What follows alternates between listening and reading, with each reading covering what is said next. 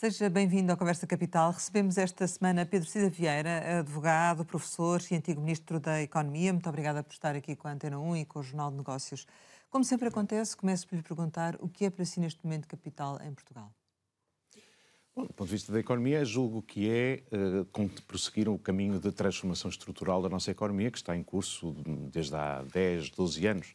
Uma economia mais focada nas exportações, nos bens transacionáveis, na incorporação de conhecimento, naquilo que são produções para o mercado. E fazer isso da mesma forma que temos conseguido também nos últimos anos, que inverte uma tendência antiga da economia portuguesa, que é conseguir assegurar crescimento, mantendo o equilíbrio das contas externas e mantendo o equilíbrio orçamental. Acho que prosseguir essa trajetória é aquilo que todos esperamos, porque isso é que depois nos vai permitir os ganhos de produtividade, que finalmente nos permitirão criar cada vez mais e melhores empregos. E já vamos analisar, no fundo, como é que chegamos lá, como é que se alcança esse objetivo e o que é que está a ser feito nesse sentido. E por isso mesmo lhe perguntava o seguinte: está a ser preparado, ou começa a ser preparado agora nesta fase, o próximo Orçamento do Estado para 25. No Parlamento, a coligação que governa o país tem apenas mais 2 deputados que o PS, o maior partido da oposição. Deve o PS, do seu ponto de vista, viabilizar o próximo Orçamento do Estado? Eu acho que o que se passa relativamente ao próximo Orçamento de Estado é que me parece conveniente e importante para o país que ele seja aprovado. Acho que é isso que os eleitores desejam, é isso que a economia precisa, de estabilidade, e acho que, obviamente, é preciso criar condições políticas para que isso suceda. E essa é que é a dificuldade. Acho que tenho a convicção que nenhum dos partidos que está neste momento representado no Parlamento tem interesse em que o orçamento não seja aprovado. Acho que nenhum deles tem vontade de ir para eleições ou permitir que o país continue a ser governado em duodécimos durante o ano de 2025, muito menos que possa haver qualquer estilo de crise política em virtude da não aprovação do Orçamento de Estado, mas temos esta circunstância nova que ainda não sabemos conviver muito bem. 3 partidos com um peso muito significativo, nos quais é sempre preciso que pelo menos 2 sejam capazes de viabilizar as medidas importantes ao nível do Parlamento.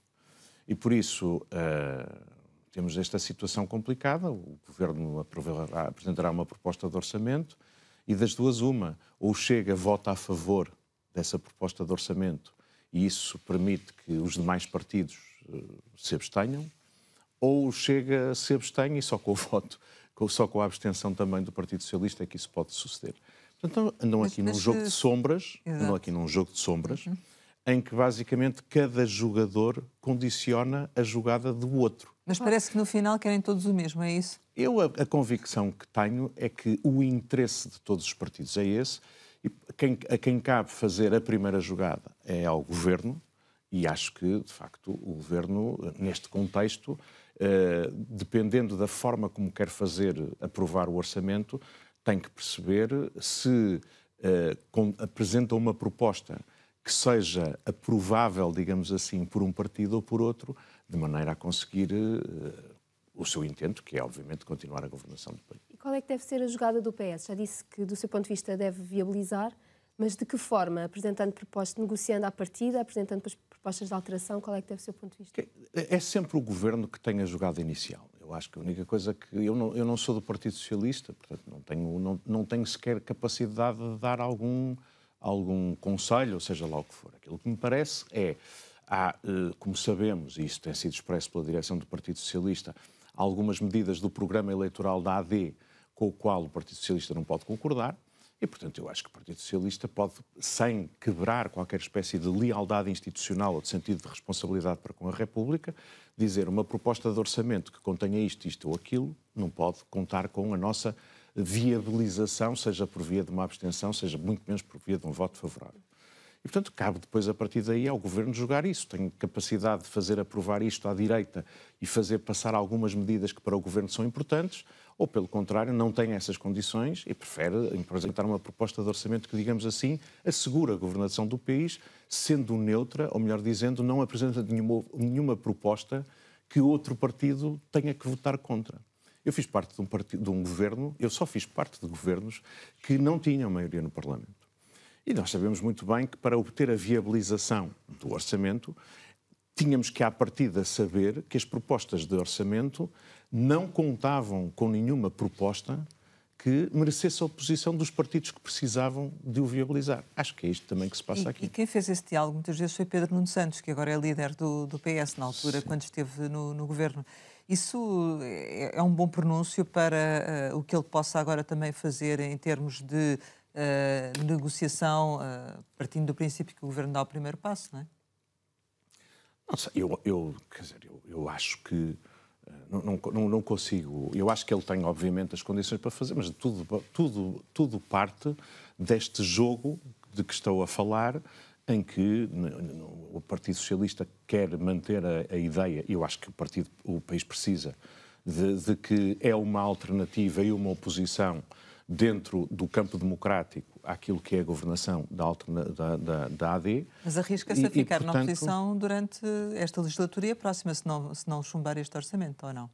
Mas esses são os ciclos da governação. Quer dizer, em democracia há precisamente a possibilidade da alternância. E eu julgo que, neste momento, também o Partido Socialista, isso tem sido dito pelo próprio Secretário-Geral, precisa de recompor aquilo que é a sua linha programática, aquilo que é a sua linha discursiva, aquilo que são os seus protagonistas e, portanto, também precisa mesmo de repensar depois de 8 anos de governação.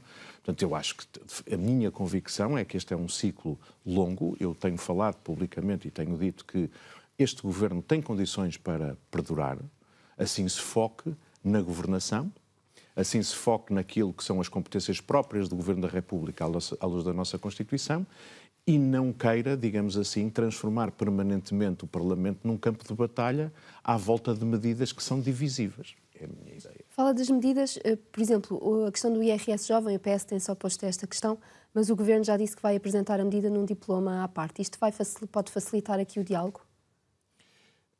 Para o orçamento? Vamos lá ver, eu acho que à partida, do ponto de vista da gestão política por parte do Governo, faz-me sentido que a proposta de lei do orçamento não contenha nenhuma medida que possa merecer a oposição dos partidos que o Governo quer que viabilizem o orçamento. E já sabemos que o Partido Socialista não concorda com a medida do IRS jovem e, portanto, se essa proposta constasse da lei do orçamento, obviamente só podia contar com a oposição do Partido Socialista. Mas o Partido Socialista também está a dizer que é a mesma coisa apresentar à parte e depois conter um orçamento que, digamos assim, já prescindiu dessa receita. Eu acho que isto é um pouco jogo. É mesmo uma questão de percepções e da capacidade que se tenha de fazer isto. Eu devo dizer que relativamente ao IRS jovem, também já tive a oportunidade de dizer que me parece que é uma medida que, do ponto de vista do custo, por comparação com o benefício que se obtém, é excessivamente dispendiosa e que compromete a margem de manobra do Governo para outras medidas que são importantes, quer do ponto de vista do seu programa, quer do ponto de vista até daquilo que me parece mais importante na política económica e social para o país. Mas é uma opção do Governo e depois, a partir daí, tem que retirar as consequências políticas para a gestão do orçamento. Tem sido a opção do Governo também proceder a aumentos salariais. Ainda esta semana, de acordo com o Expresso, feitas as contas, o Governo já aumentou em 28% os funcionários e ainda há 28% dos funcionários. Exatamente. Portanto, ainda há uma longa lista de espera de outros que também pretendem ou aumentar os vencimentos ou revisão de carreiras. Faz sentido esta negociação, faz sentido estes aumentos salariais, há capacidade, teremos crescimento suficiente para acomodar estes aumentos? Bom, o Governo comprometeu-se com eles na campanha eleitoral, melhor, a AD comprometeu-se com eles na campanha eleitoral e, portanto, o Governo tem que dar sequência a isso e está a conseguir, e está até a conseguir estabelecer alguns limites. Eu acho que o tema principal é se esta política de aumento da despesa permanente, que está a ser feita a prestações, ou seja, nós estamos a ver o Governo a fazer acordos que basicamente dizem este ano uma parte, para o ano outra parte, em 2026 outra parte ainda mais substancial, o que vai, digamos assim, em cada vez mais colocando uma pressão sobre a despesa permanente. Já temos 450 milhões ao ano só com estes aumentos. Temos isso, ainda faltam outras coisas. Exato. Temos depois a receita de que o Governo abdica com algumas reduções fiscais que resolveu efetuar, particularmente a do IRS jovem, e, portanto, a questão que se coloca é: temos ou não capacidade para absorver tudo isto, ou estamos a acumular riscos, não para este ano, mas para os anos próximos, se a economia não corresponder?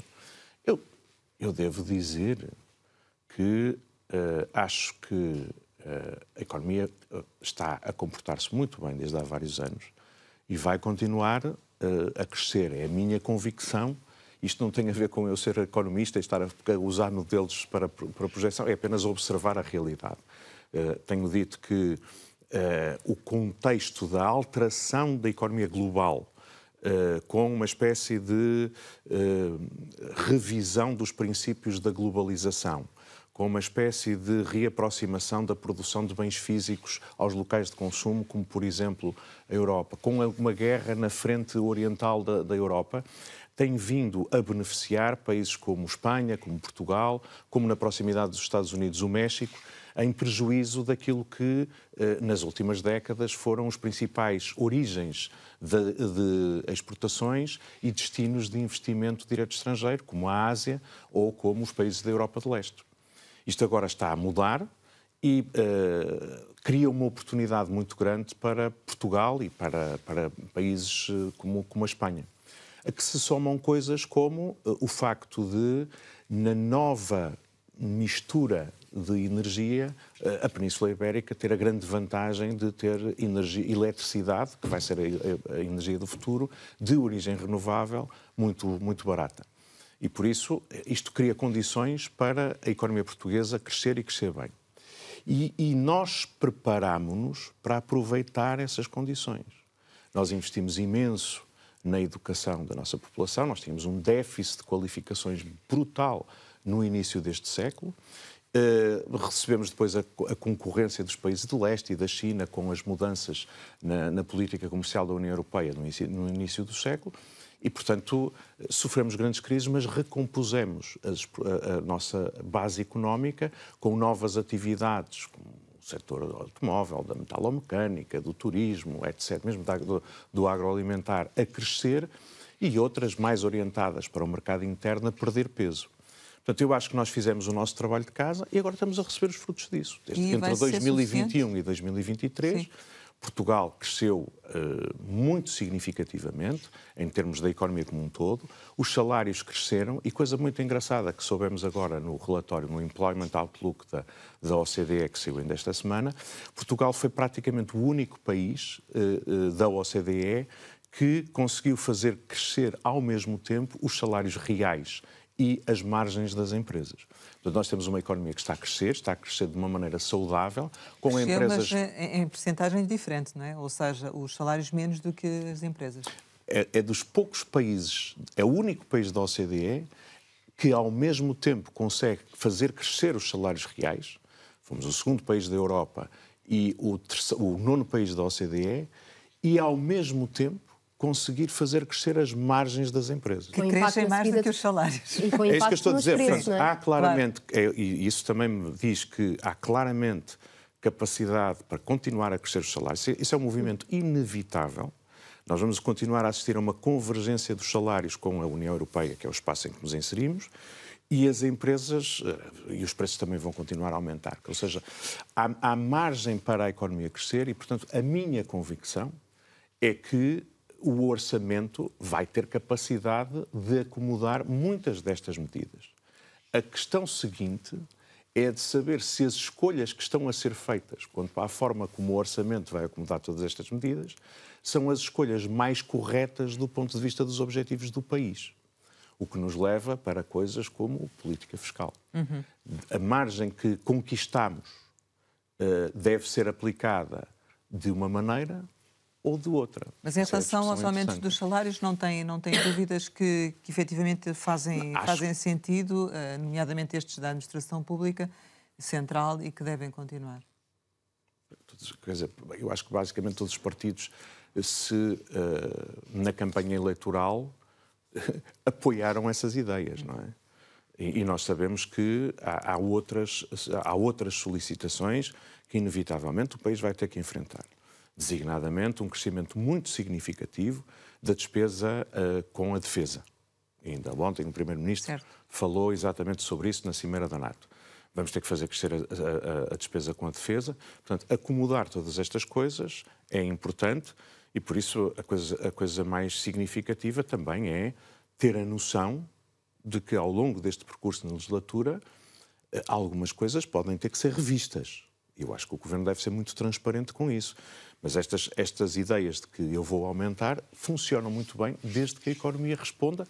Eu estou convencido que vai responder, mas é preciso ter cuidado. E se a economia não responder? Se a economia não responder, eu acho que é preferível fazer ajustamentos ao nível da despesa e ao nível da receita do que propriamente deixar novamente entrar isto em déficit e em crescimento da dívida pública. Não tenho dúvida a esse respeito.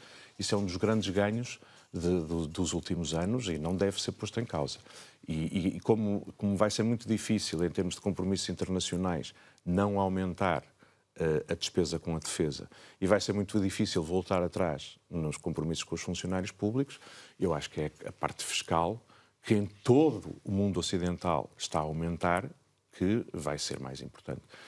Portanto, eu acho que a questão maior é saber como é que ajustamos. Nós continuamos a ter uma carga fiscal mais baixa do que a União Europeia.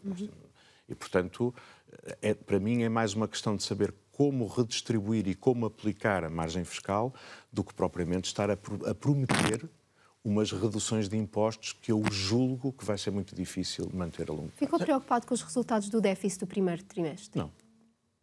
Não, absolutamente nada. Aliás, eu tenho uma convicção de que a economia está tão bem, vem tão bem de trás e vai continuar tão bem, como eu estava a dizer, que eu tenho até a convicção que nós vamos ter um superávit no final deste ano superior àquele que o Ministro das Finanças está a dizer. Dos 2%. Portanto, dos 0,2%. Eu acho que vai ser superior por uma razão. Os volumes de negócios das empresas continuam a aumentar muito.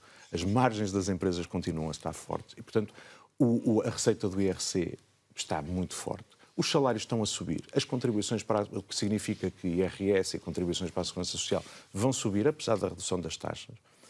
E, portanto, eu acho mesmo que vamos ter outra vez um ano deste ano. Então foi uma dramatização do Ministro das Finanças? Não tenho dúvida. Aliás, quer dizer, é muito engraçado ver como o Ministro das Finanças fez essa dramatização, mas agora está a dizer que vamos ter excedente este ano e no próximo e que está muito confiante na discussão com a União Europeia relativamente às perspectivas orçamentais para os próximos anos, coisa que não poderia fazer se isto de facto estivesse a derrapar ou estivesse descontrolado.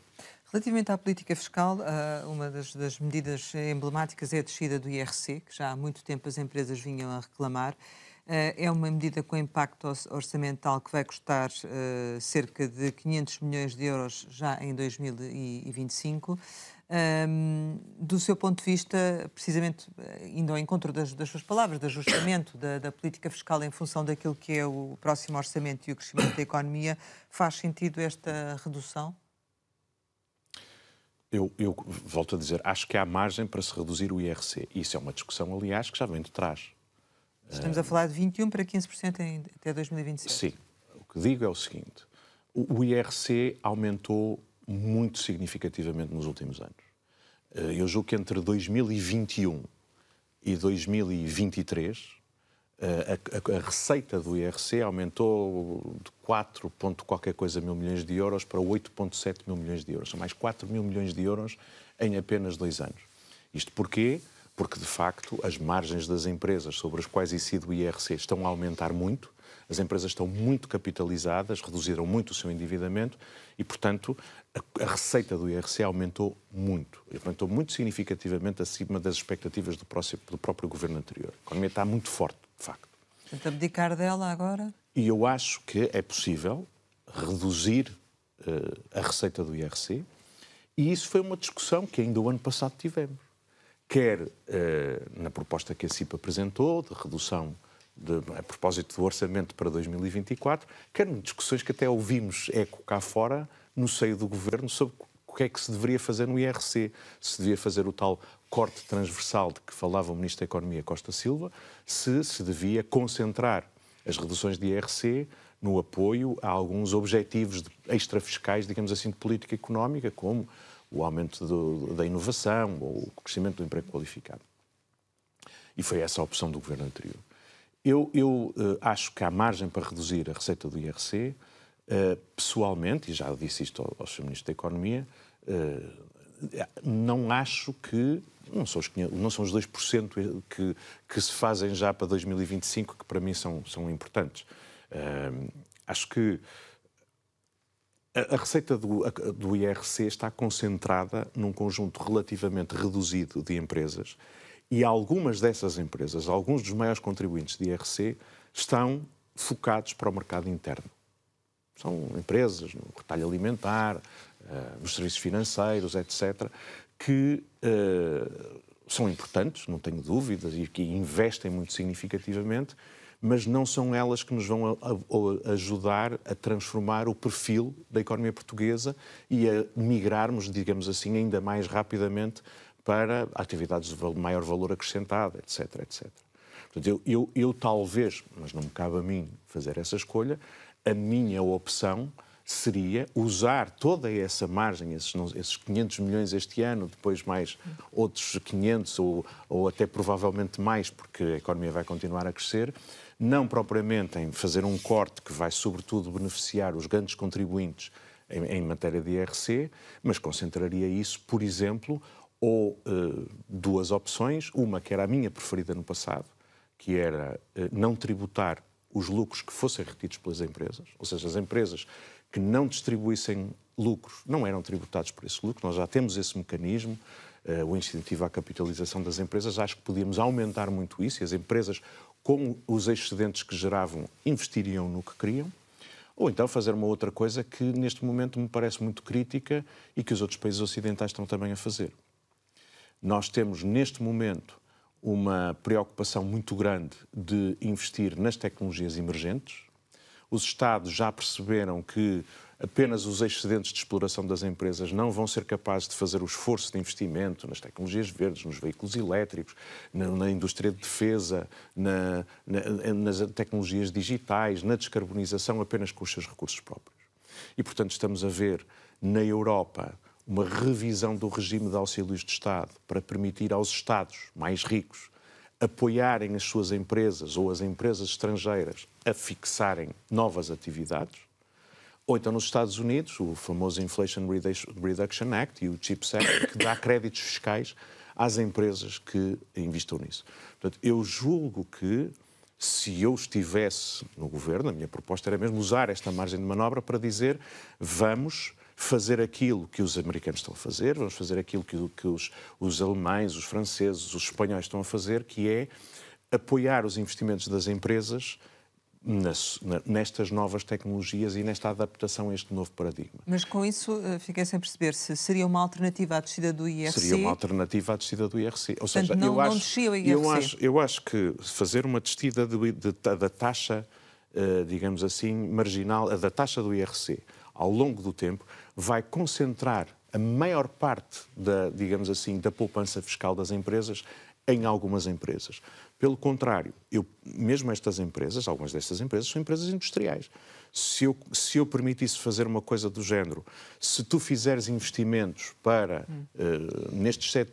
nos setores que agora precisamos e que toda a Europa e os Estados Unidos estão a apoiar, na transição energética, etc., então não pagas imposto sobre os lucros que alocares a esses impostos. Os Estados Unidos fazem até uma coisa ainda mais interessante, e isso é que tem estado a criar um ritmo de investimento muito significativo, que é atribuem créditos fiscais transacionáveis. Ou seja, uma empresa que faça um investimento, por exemplo, para construir uma fábrica de baterias, tem um crédito fiscal correspondente ao valor do imposto e pode vender isso a uma empresa que tenha muitos lucros e que tenha interesse em abater aquele crédito fiscal aos seus lucros. Então, portanto, financia-se por esta via. Isto é um mecanismo muito poderoso que tem estado, quando nós vemos fábricas de semicondutores a fazerem-se nos Estados Unidos, fábricas de baterias ou de automóveis elétricos, isto já é efeito disto. Quando na Europa vemos a Tesla a fazer uma fábrica na Alemanha ou a TSMC a fazer uma fábrica de semicondutores também na Alemanha, tudo isso é resultado de apoios muito fortes dos Estados nestes setores que são importantes. Eu gostaria que o Estado português usasse os recursos, que ainda não são muitos, que tem, para precisamente apoiar as empresas nestas novas atividades. A hipótese que o Governo está a colocar é de não aplicar a redução de IRC às maiores empresas. Isso faz sentido? Não foi isso exatamente que eu vi. O que vi foi, já que essas grandes empresas vão ser as grandes beneficiárias da redução do IRC, então não aplicaremos a essas mesmas grandes empresas outras medidas fiscais que estamos a prever. Mas não é exatamente a mesma coisa, ou seja, certo, o grosso da despesa continua concentrado num número. Repare, 50% da coleta de IRC é paga por 0,3% das empresas. Empresas que se concentram precisamente em muito poucos setores. O talho alimentar, a energia, os serviços financeiros, etc. Portanto, mas isso parece-me uma questão estética, basicamente, porque na prática fazer assim provavelmente não adianta muito, não é? Fazer como? Desculpa. Fazer no sentido de não tem outros benefícios fiscais, tem redução do IRC, não tem outros benefícios fiscais. Essa alternativa... Sim, repare, quer dizer, eu acho que isso... Provavelmente a empresa muitas destas... Repare, algumas grandes empresas são das empresas que mais investem em inovação, em propriedade intelectual, etc. Têm sido grandes beneficiárias, têm sido aquelas que têm feito crescer a despesa em inovação no setor empresarial, no setor privado, e têm beneficiado muito de um incentivo fiscal poderoso, que é o CIFID, que a OCDE considera que é dos melhores do mundo em termos de apoio à investigação e desenvolvimento. E, portanto, eu acho que nós devemos continuar a apoiar essas grandes empresas que aplicam os seus recursos na inovação. E dão mais emprego também. E dão emprego qualificado. Grandes empresas dão melhores empregos mais qualificados, investem nestas... Portanto, eu acho que nós precisamos de mais grandes empresas. O que eu estou a dizer é como é que nós usamos, digamos assim, os recursos do Estado para apoiar as empresas grandes, pequenas e médias a prosseguirem alguns objetivos de política económica que são partilhados por todos. Mais inovação, ainda, mais conhecimento, mais qualificações. Se defende que não seja feita nenhuma redução do IRC, que se houvesse essas medidas alternativas que acabou de explicar, ou se ainda assim faria sentido reduzir de alguma forma? Quer dizer, é tudo uma questão de medida, não é? Devo eu pegar neste momento, 1.500 milhões de euros ou eventualmente mais, e dizer assim, olha, vou reduzir a coleta para todas as empresas que pagam IRC. O que significa que vou beneficiar, sobretudo, um conjunto reduzido de pequenas empresas que provavelmente vão distribuir aos seus acionistas, são empresas abertas, que têm acionistas no estrangeiro, etc. Ou vou fazer uma coisa em que este montante de que estou disponível para prescindir, vou dá-lo para abater os impostos daquelas empresas que investam em coisas que são importantes para o país. Portanto, essa opção é que, do seu ponto de vista, faz sentido. E depois pode-se combinar, olha, vou baixar o IRC até aos 19% e o resto vou dar em créditos fiscais desta natureza. Tudo isto são opções políticas. Mas, quer dizer, esta é a opção política do Governo. Eu nem sequer posso dizer que não esteja legitimado para propor isso. Porque foi com isso que se apresentou às eleições. A questão é de saber se, ao avançar assim, está a facilitar, digamos assim, a aprovação do orçamento, por um lado, e se, por outro lado, aquilo é o mais desejável do ponto de vista dos objetivos de política económica do país. A meu ver, não. Mas é a opção do Governo. Relativamente ao pacote acelerar a economia, em termos gerais, que apreciação é que faz das medidas que foram apresentadas e que têm por objetivo precisamente acelerar a economia? São 60 medidas, algumas, enfim, têm que ser mais explicadas para se perceber como é que é feita a sua implementação e também só com impactos nos próximos anos, não é? Sim, quer dizer, o pacote obviamente é positivo, não é? A grande medida é mesmo a redução do IRC, já falámos bastante sobre isso. Há um conjunto de medidas fiscais que basicamente prosseguem ou aprofundam coisas que já vêm de trás. Mas nota ali uma estratégia, ou seja, nota que aquilo realmente tem um rumo, aquele pacote quer enfim, dar esse rumo ou não? Eu acho que aquele pacote dá um sinal de, digamos assim, aproximação a algumas reivindicações do setor empresarial, o que é importante do ponto de vista... Eu também já fiz muitos pacotes quando era ministro. Portanto, por isso mesmo fazemos a pergunta, claro. Eu percebo a utilidade destes pacotes e acho que fazem o seu papel, e há ali um conjunto de medidas que são um aprofundamento de medidas que vêm de trás, ou outras que, enfim, não houve condições no passado para fazer, como os grupos de IVA, o alargamento do IVA de caixa, tudo isso são medidas ou que vêm de trás ou que fazem todo sentido, mas não vão assegurar nenhuma transformação estrutural. Eu tenho falado com o Sr. Ministro da Economia e tenho a noção que ele também percebe que há aqui algumas coisas que são muito decisivas para o país e que não vêm deste pacote. A atração de investimento nos setores, por exemplo, da siderurgia verde, dos data centers, daquilo que é a indústria química pesada, que pode ser captada pela circunstância de nós conseguirmos assegurar energia renovável barata ou gases renováveis que sejam importantes, é uma coisa decisiva do ponto de vista da competitividade do país. Este tipo de empresas, que são altamente consumidoras de eletricidade, irão para as regiões e os países que conseguirem oferecer eletricidade verde, barata e abundante. E Portugal tem condições para isso. Isto depende, sobretudo, de coisas como vamos nós ser capazes ou não de concretizar muito rapidamente, por exemplo, os planos que a Sra. Ministra do Ambiente vem agora reforçar relativamente ao PNEC que já estava aprovado. Isso é que é o decisivo.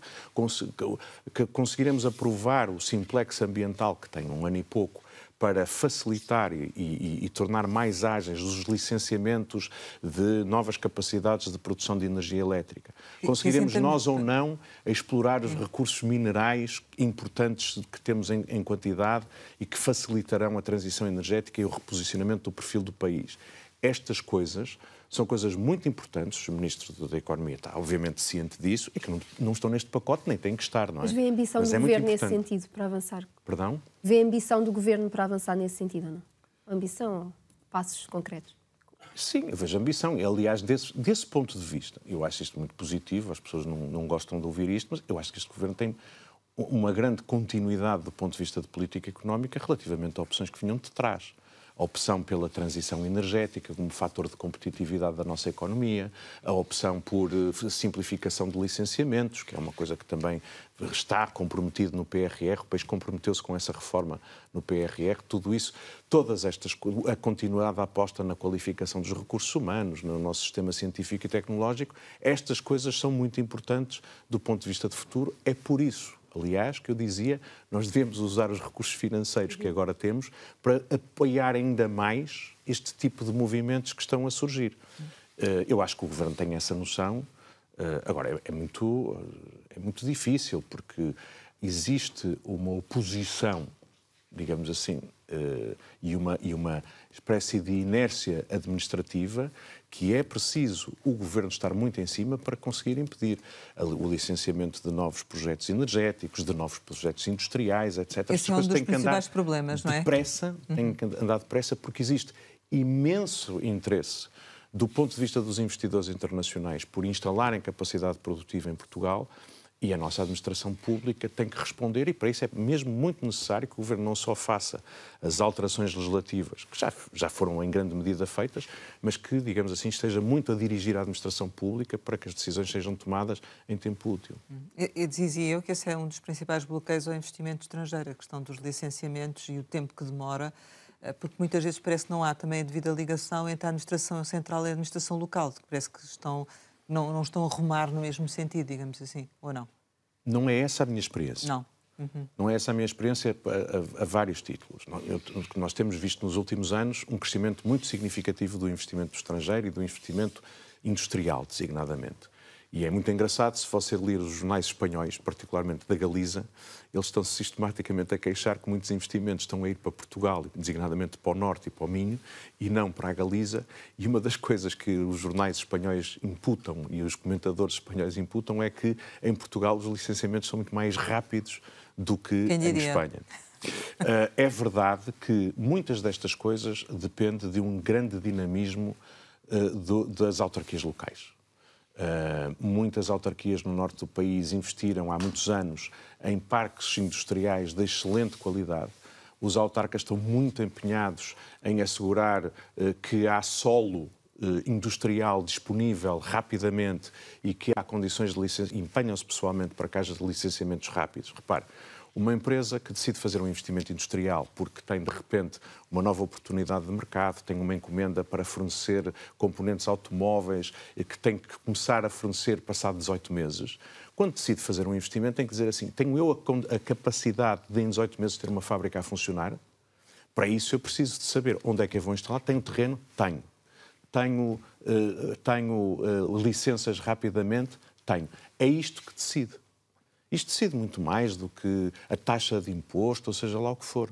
Na verdade, muitos destes investimentos estrangeiros, temos que assumir, deixam muito pouco imposto em Portugal. Porquê? Porque basicamente são subsidiárias de multinacionais que deixam cá basicamente preços de transferência. Pagam os custos, uma pequena margem e o resto é faturado diretamente à casa-mãe, onde fica o resultado, onde fica a margem. Portanto, isto é bom para o país porque permitiu-nos aumentar imensas exportações, porque nos permitiu criar melhores empregos mais qualificados, mas não é a mesma coisa de que termos empresas próprias, com canais de distribuições próprios, com marcas próprias, que elas próprias controlam a margem, digamos assim. Portanto, eu acho que este tema dos licenciamentos é muito importante. Foi feito um processo muito importante do chamado simplex urbanístico e o simplex ambiental que o precedeu pelo governo passado, estou à vontade para dizer, porque nem fazia parte do governo, e que este governo não só não põe em causa, como nas medidas que já anunciou, pretende até aprofundar, porque há consciência de que a capacidade de responder rapidamente é muito importante e é muito importante, sobretudo, do ponto de vista do Ministério do Ambiente. O Ministério do Ambiente é que pode passar licenças ambientais, que são neste momento o principal estrangulamento aos investimentos, e que tem a capacidade também de gerir, digamos assim, o novo mix energético que o país precisa. Sendo que essa questão... Portanto, só para dizer, sim, a senhora Ministra do Ambiente é provavelmente neste momento das principais decisoras com impacto no futuro da economia portuguesa. Sendo que essa questão da capacidade de agir se reflete nomeadamente na execução do PRR, por exemplo, sim, que está muito aquém daquilo que efetivamente deveria estar nesta altura. Vamos ter brevemente o reporte do acompanhamento que está a ser feito pela Comissão relativamente ao PRR, mas há aqui, do seu ponto de vista, riscos com dimensão para o futuro? Há riscos, embora esses riscos em Portugal sejam menores do que noutros países. A Alemanha praticamente não arrancou com o seu PRR e muitos outros países estão muito atrasados, muito mais atrasados do que nós. Talvez não precisem tanto também. Em toda a Europa... Não, está bem, mas quer dizer, quando a União Europeia alocou o Next Generation EU aos vários países, fê-lo na ideia de que estes recursos que nós estamos a disponibilizar são para acelerar a transição energética, a transição digital e a resiliência, digamos assim, a autonomia estratégica do ponto de vista industrial da Europa. E por isso, este dinheiro não foi alocado porque não correspondesse a objetivos comuns da Europa. E a Europa tem um interesse em que isso seja feito. Mas também é verdade que nós temos em toda a Europa, e em Portugal, muito significativamente, um conjunto de restrições à colocação em funcionamento destes grandes investimentos públicos ou privados que tornam muito difícil entre o momento em que se toma a decisão e o momento em que se começa efetivamente a executar, são anos. Isto são anos perdidos. E quando nos deram 6 anos para executar tudo, concentramos nos anos finais a execução física das coisas. Eu acho que nós temos problemas muito grandes ao nível do nosso regime da contratação pública, que é particularmente complicado. Todos os países europeus estão obrigados à mesma diretiva em matéria da forma como as entidades públicas contratam serviços ou empreitadas. O regime português que transpõe essa diretiva é particularmente complexo. Quer as entidades públicas, quer os fornecedores estão insatisfeitos com o regime, têm a noção que conduz a que o Estado pague mais do que o setor privado, que compre mais tarde, há imensa litigiosidade que atrasa os projetos E isto não é bom. Eu vi uma entrevista recente do Sr. Ministro da Coesão, precisamente a dizer que tem a intenção de promover uma revisão do Código de Contratos Públicos. Eu acho que é extremamente necessário e devo dizer que quando estava no governo, um dos entendimentos que se fez com o PSD foi precisamente na revisão do Código dos Contratos Públicos. Foi um trabalho muito aturado de quase um ano, envolvendo juristas também nomeados pela PSD para fazer esse trabalho.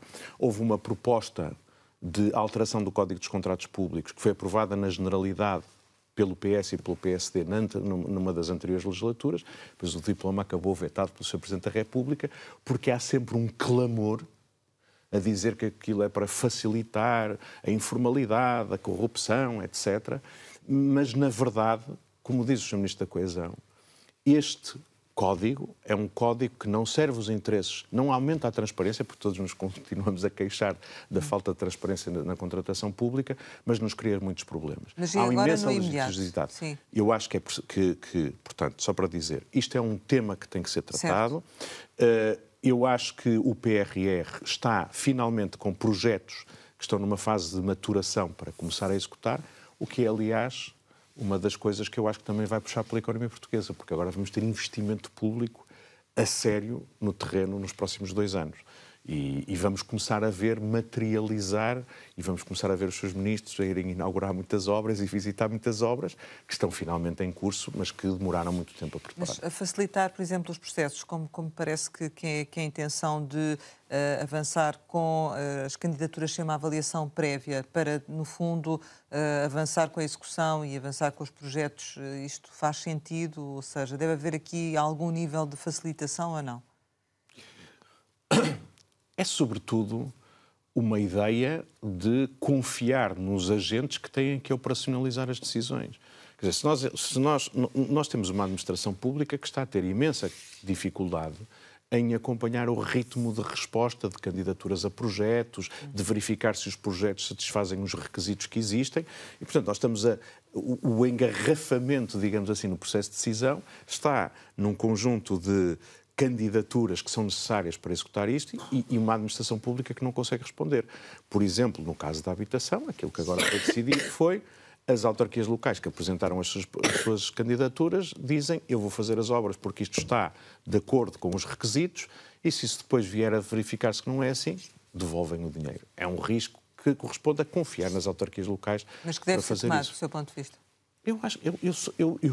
Eu acho que o nosso sistema de controle público destas atividades deve basear-se na responsabilização dos agentes económicos e numa verificação se são ou não cumpridas as regras, mais do que procurar controlar a priori, porque isto, quer dizer, entropece e é um regime de desresponsabilização. Claro que isto depois precisa de ter uma capacidade de fiscalizar, precisamos de aumentar a responsabilização dos agentes económicos, porque esta espécie de verificação prévia sempre pela administração pública também é uma forma de desresponsabilização dos agentes económicos. Se estão a ver, vocês é que são responsáveis, mas, por outro lado, também uma capacidade de fiscalização da atuação dos agentes económicos e, digamos assim, e da atuação e punição daqueles que prevaricam. Falou há pouco do investimento e da captação de investimento estrangeiro e também da internacionalização das empresas.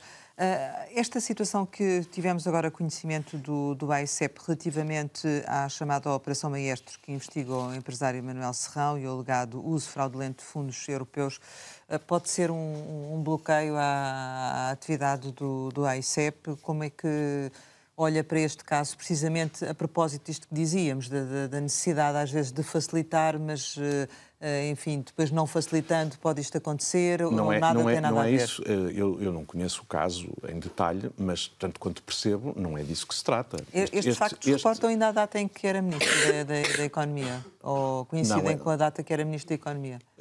Não, julgo que são factos anteriores, e que têm, mas de qualquer maneira isso era uma matéria da AICEP, começado antes, da AICEP, que infelizmente na altura não estava no Ministério da Economia, estava no Ministério dos Negócios Estrangeiros e que agora com este governo em boa hora regressou ao Ministério da Economia. Mas não acho que isso tenha a ver com... Eu não tenho razão nenhuma para pensar que não foram seguidos aqui os procedimentos de, digamos assim, isto tem a ver com, tanto quanto eu percebo, a promoção externa da indústria têxtil e do vestuário português. A auditoria fala em 30 milhões de fundos europeus já pagos e que vão ter que ser devolvidos e, porque foram pagos indevidamente, não é? Não sei. É o que diz a auditoria. Pronto, se for isso, é isso que tem que ser feito. Portanto, eu acho muito estranho que 30 milhões de euros tenham sido irregularmente executados. Talvez uma parcela disso fizesse algum sentido, ou seja, que nas candidaturas que valeram 30 milhões algumas despesas não fossem elegíveis ou não estivessem devidamente documentadas. Mas 30 milhões, eu francamente, da experiência que tenho daquilo que é o sistema de execução de fundos europeus, acho uma coisa muito... Acho que tem que ser melhor apurado. Melhor apurado, exato. Mas quer dizer, mas basicamente, só para dizer, isso que está a dizer não tem a ver com uma espécie de falta de controle prévio. Pelo contrário, isto foram candidaturas aprovadas e depois pagamentos feitos em função de despesa que foi executada pelos privados e documentada.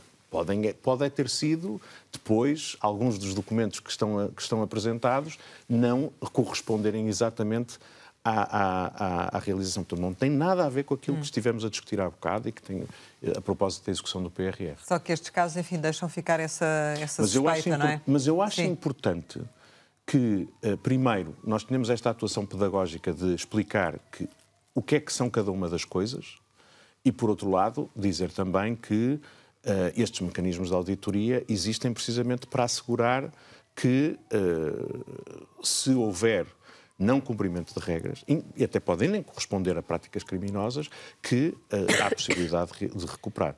E estes 30 milhões, se for pedida a evolução, é uma ínfima porção daquilo que são os apoios à economia pagos pelos fundos europeus. Relativamente à economia europeia, o facto do abrandamento da economia europeia pode aqui penalizar a economia portuguesa neste ano e nos próximos? Qual é que é o seu entendimento?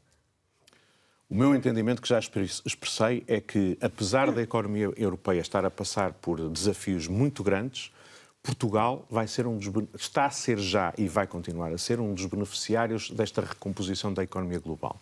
Nós estamos a receber investimento que antes ia para a Polónia, ou para a Eslováquia, ou para a Roménia. As nossas empresas industriais estão a receber encomendas que antes iam para outros sítios. Veja, por exemplo, aquilo que está a passar com o nosso setor da metalomecânica, com o nosso setor das tecnologias de produção, dos equipamentos industriais. Está a crescer muito significativamente, está todos os anos a bater sucessivamente recordes de exportação, com exportações cada vez mais de valor acrescentado, precisamente porque, por um lado, se fez um trabalho de casa, aliás, uma das grandes agendas mobilizadoras é precisamente deste setor, no sentido de reposicionar a sua produção. Fizemos um investimento, por exemplo, Portugal foi país parceiro da Hannover Messe, onde mostrou ao mundo industrial as capacidades que temos no fornecimento de equipamentos e de tecnologias para a indústria. Portanto, isto é um trabalho que vem de trás e que está a fazer as empresas portuguesas ganharem cotas de mercado em setores muito importantes. A reindustrialização não é um mito, então? Não, a reindustrialização não é um mito. Eu acho que é uma reindustrialização de caráter diferente. Certo. A indústria que vier para a Europa não vai ser a indústria que existia na Europa ou em Portugal há 30 anos atrás e que, entretanto, foi para a China ou para o Bangladesh. Não vamos ter costureiras a fazer vestuário ou as t-shirts que agora se fazem no Bangladesh por 50 cêntimos. Mas os setores tradicionais continuam a ter muito peso na economia portuguesa, não é? Têm um peso que reduziu. As empresas que sobreviveram estão mais produtivas, estão a fazer produção de cada vez maior incorporação de capacidade técnica e de inovação e assim é que sobreviveram. A indústria que voltar para a Europa vai ser mais automatizada, vai ter uma capacidade de trabalhar de maneira completamente diferente. Só assim será competitivo. E esta imposição de tarifas, nomeadamente a importação de bens chineses que a União Europeia está a avançar, isto que impacto é que pode ter? Tem desde logo um impacto de tornar para os consumidores mais caro o acesso a determinados bens, designadamente veículos elétricos.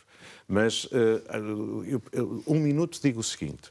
Primeiro, nós estamos a impor, desde há muitos anos, aos produtores europeus custos de cumprimento de regras ambientais e custos sociais de contribuições para a segurança social, de condições de trabalho, que correspondem a custos acrescidos de produção para os nossos produtores. E depois estamos a permitir o acesso ao mercado europeu sem restrições quaisquer de pagamento de direitos, produtos que são feitos em regiões do mundo onde se polui como se não houvesse amanhã ou não se cumprem os estándares ambientais. E, portanto, os nossos produtores estão a competir de forma desequilibrada. É como estamos a jogar futebol num campo que está inclinado e estamos sempre a correr para a baliza contrária mais depressa do que os outros que têm tudo a descer. Portanto, se queremos assegurar ao mesmo tempo o cumprimento de regras ambientais, bons estándares sociais e a manutenção de capacidade produtiva e de emprego qualificado na Europa, nós temos que equilibrar o campo. Há uma coisa que serviu para mudar isto. É porque antes, até há 10 anos atrás, até há 5 anos atrás, os grandes países da Europa dominavam e eram exportadores em tecnologias que o mundo queria. E estavam tranquilos com isso, não tinham problemas nenhuns em manterem os mercados abertos, porque importávamos da China sapatos e t-shirts e exportávamos para lá automóveis de grande cilindrada. Quando os chineses usaram a circunstância de os Estados Unidos e a Europa terem permitido que eles fossem grandes exportações, usaram esses recursos para investirem nas tecnologias de futuro. E foi isso que o Estado chinês fez. E por isso é que a cadeia do automóvel elétrico, a cadeia das tecnologias das energias renováveis, etc., é dominada por empresas chinesas. De repente, a Europa e os Estados Unidos percebemos, deixámos-nos ultrapassar. Nós vamos ter que comprar tudo aos chineses. Todas as coisas de que o mundo vai precisar no futuro são os chineses que dominam. E por isso... Estão a tentar inverter isso. Estão a tentar inverter, daí o regresso da política industrial, daí os créditos fiscais às novas tecnologias, daí a revisão dos tratados comerciais para dizer que não podem entrar produtos industriais assim. Mas a China está a comprar empresas na Europa para fazer isso e até é preferível isso.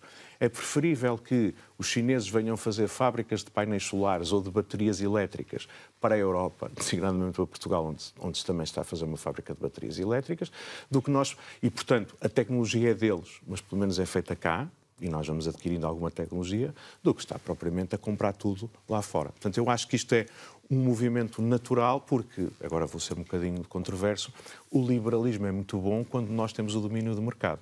Quando, de repente, percebemos que outros têm o domínio do mercado, os Estados Unidos invertem logo a área e a União Europeia também. E se Trump ganhar nos Estados Unidos, o que é que muda? Eu acho que o principal problema de uma vitória do ex-presidente Trump será tornar o mundo muito mais instável, muito mais imprevisível e muito menos propenso a coisas que são importantíssimas para vencer os nossos desafios globais, que é a cooperação internacional. Se nós tivermos uma grande crise financeira, se nós tivermos uma pandemia, se nós tivermos grandes alterações climáticas, só através da cooperação entre os grandes Estados é que isto se consegue vencer, como se passou na pandemia ou como se passou na última crise financeira. Uns Estados Unidos mais isolacionistas não só diminuem a nossa possibilidade de respondermos coletivamente aos grandes desafios da humanidade, como, além do mais, vão gerar muito maior instabilidade do ponto de vista de segurança. Os países vão ser tentados a ter, já que não há um polícia do mundo, então, vamos ter que ver mais países a investirem em tecnologia nuclear, vamos ver uma proliferação da corrida aos armamentos, vamos ver mais instabilidade nas fronteiras e isso é muito indesejável. E também é indesejável porque basicamente mostra que a pátria da democracia liberal abdica desses princípios, o que é um sinal muito complicado para países como o nosso que assentam nessa matriz de democracia representativa. Só queria dizer mais uma coisa, que é, isto só significa que a União Europeia tem que perceber que, perante esta retirada dos Estados Unidos, é preciso que nós, coletivamente, consigamos capacitar-nos para responder às ameaças à nossa segurança, aos desafios das alterações climáticas, ao combate às migrações, e isso só se pode fazer coletivamente. Qualquer Estado europeu, mesmo a Alemanha, isoladamente não tem condições de se defender destas ameaças ou de prosseguir os interesses da sua população. E, portanto, mais União Europeia, uma União Europeia reforçada, mais capaz, com mais capacidade orçamental, com mais capacidade de defesa, é absolutamente crítico para o nosso futuro, particularmente perante esse cenário. Temos que terminar, mas ainda só uma questão que lhe queria colocar. Nesse contexto, e tendo trabalhado com António Costa, o que é que espera que seja a prestação dele na União Europeia? Eu espero que seja positiva. E acredita que seja positiva? Mas os desafios são muito grandes, porque, de facto, os próximos anos vão ser anos em que a União Europeia precisa mesmo de reformas. Ou seja, não é só pôr a União Europeia como está a funcionar, é assegurar que os países europeus são capazes de gerar os consensos para as reformas que a União Europeia precisa. Precisa de reforçar a capacidade de defesa, perceber como é que vamos fazer as compras, como é que vamos articular as nossas capacidades de defesa, como é que vamos apoiar as indústrias, já que vamos gastar mais dinheiro em armamento, em fardamento, em equipamentos, em cibersegurança, vamos comprar isso a quem já faz, como aos Estados Unidos ou Israel, ou vamos destinar compras públicas aos países europeus, às empresas europeias. E como é que vamos distribuir isso? Vão ser cada um dos Estados, a Alemanha a comprar aos alemães e os franceses a comprar aos franceses, ou vamos pôr a União Europeia a coordenar isso? E vamos usar os recursos de cada Estado para fazer isso, ou vai a União Europeia ganhar uma capacidade orçamental para fazer essa despesa? Como é que vai pagar por isso? Vão ser os Estados que vão aumentar os impostos para pagar estas receitas de defesa, o que significa que só os grandes Estados é que têm a capacidade de o fazer, ou vai a União Europeia lançar impostos sobre as multinacionais digitais ou sobre o carbono? Mas o papel... Estas coisas são reformas. Mas o papel de António Costa e vai ser no Conselho Europeu, e vai ser no Conselho Europeu que é preciso gerar os consensos e os compromissos para que estas reformas sejam possíveis. A minha convicção é que, hoje em dia, será mais difícil isso pelo crescimento de um conjunto de partidos em toda a Europa que se opõem à ideia de integração europeia, que são menos favoráveis a uma oposição à hegemonia da Rússia e que, basicamente, não querem este tipo de reformas. Portanto, o contexto em que estas reformas têm que ser feitas é mais difícil. Gerar os consensos no Conselho Europeu vai ser particularmente difícil. Já é difícil. Os interesses dos países do Norte são diferentes dos países do Sul, os do Leste são diferentes. Sim, mas ainda assim... Portanto, estas coisas são difíceis. António Costa terá capacidade para fazer isso, do seu ponto de vista? A minha perspectiva é esta. Ele tem mais capacidade do que qualquer outro político europeu que eu pudesse pensar. Se vai consegui-lo ou não, não sei, porque é mesmo muito difícil. Olha, e relativamente à composição da Comissão Europeia, qual é que é a pasta que, do seu ponto de vista, seria interessante para Portugal? Não sei. Eu acho que Portugal já teve algumas pastas muito importantes e onde os comissários portugueses fizeram um trabalho muito significativo, não apenas pela sua capacidade executiva, mas por transformações que fizeram. O comissário António Vitorino, quando foi responsável pelas migrações e pela segurança interna, conseguiu, na altura, uma espécie de articulação que foi muito importante. Ou o comissário Carlos Moedas, por exemplo, quando foi responsável pela ciência e dinamizou o programa Horizon. Agora, eu acho que, Portugal tem que perceber que, neste contexto, o mais importante é que o comissário português, mais do que responsável por um dossiê, seja um político que seja capaz de, estando sentado à mesa da Comissão, ser capaz de influenciar os seus colegas nas decisões coletivas que têm de tomar. A Comissão Europeia tem iniciativa legislativa, todas as diretivas, regulamentos, são aprovados pelo Conselho e pelo Parlamento, mas partem da Comissão Europeia. E o comissário que tivermos tem que ser mesmo um político, tem que ter o perfil e a capacidade política para estar sentado à mesa, ter o respeito dos colegas e dizer não é por aqui, é por ali. Tem que ter a capacidade, por exemplo, de fazer com que haja nos serviços da Comissão Europeia muito mais funcionários portugueses do que atualmente temos. Nós não temos, neste momento, nenhum diretor-geral. E estes diretores-gerais são importantes porque se sentam com os outros diretores-gerais e influenciam as decisões que têm que ser tomadas. Portanto, para mim, mais do que a pasta, tem a ver com o perfil e a capacidade política e técnica do próximo comissário. Veja alguém que encaixe nesse perfil? Há muitas pessoas neste país que encaixam nisso. Chegamos ao final e, como habitualmente, lançamos algumas palavras para uma resposta rápida. A primeira é Matosinhos. Matosinhos é a minha terra e é uma...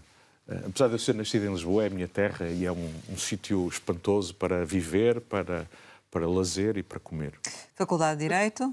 Faculdade de Direito, eu andei em 2 faculdades de Direito e já ensinei em outras 2. Portanto, quando se diz Faculdade de Direito, é a Faculdade de Direito da Universidade de Lisboa, onde me licenciei, onde fiz muitos amigos, entre professores, colegas, contemporâneos e onde conheci a minha mulher. Macau? Macau foi muito importante também na minha vida porque me deu um espírito de abertura ao mundo. Quando ainda era bastante jovem e estava a iniciar na vida profissional, foi uma boa experiência. Pedro Nuno Santos? Pedro Nuno Santos é um colega de governo com quem trabalhei muitos anos e com quem me dava muito bem. E, portanto, tenho muito respeito por ele. Lucília Gago? Lucília Gago, eu acho que passou pela Procuradoria-Geral da República de uma maneira que não deixa saudades, se calhar nem a ela própria. Joe Biden? Joe Biden, eu acho que tem sido um grande presidente dos Estados Unidos da América. Tem sido o presidente dos Estados Unidos que o mundo precisava nesta altura. Tenho muito receio que não tenha condições de bater Donald Trump nas próximas eleições presidenciais e, por isso, estou muito preocupado. Karaoke? Karaoke era o que eu fazia antes. Agora gosto mais de cantar com uma banda. Futebol? Futebol, gosto muito de ver a nossa seleção jogar, mas já fui mais adepto. Neta? A neta é a Sofia, que fez 2 anos agora em junho e que é um encanto e de facto, é a esperança também da nossa continuidade. Saudade? Saudade é um sentimento que eu normalmente não tenho.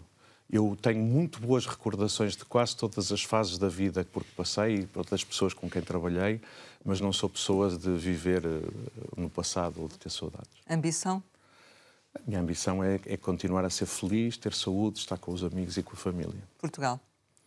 Portugal até me emociona a dizer o nome, portanto está tudo dito.